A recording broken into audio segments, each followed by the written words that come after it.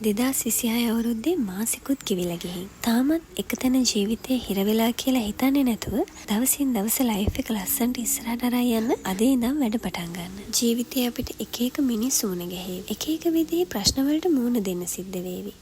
ඒ හැම දෙයකින්ම වෙන්නේ අපේ ලයිෆ් එක තව තවත් ලස්සන වෙන එක. මිනිස්සු නිසා, ප්‍රශ්න නිසා ලයිෆ් එක කඩා වැටුණා කියලා මොහොතකට හරි දැනුණට දන්නවද?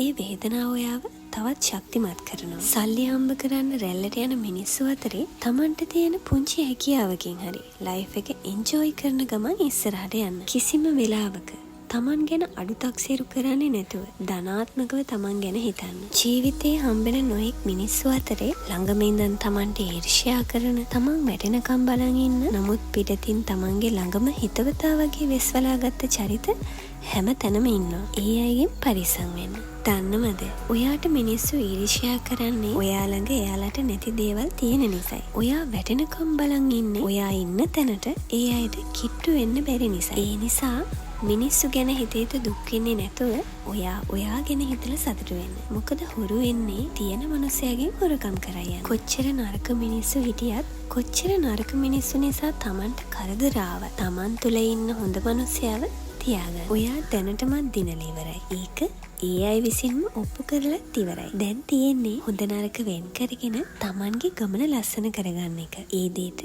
සතුටින් මහන්සි වෙන්න. දැන් ඔයාගේ වසන්තය අත ළඟයි.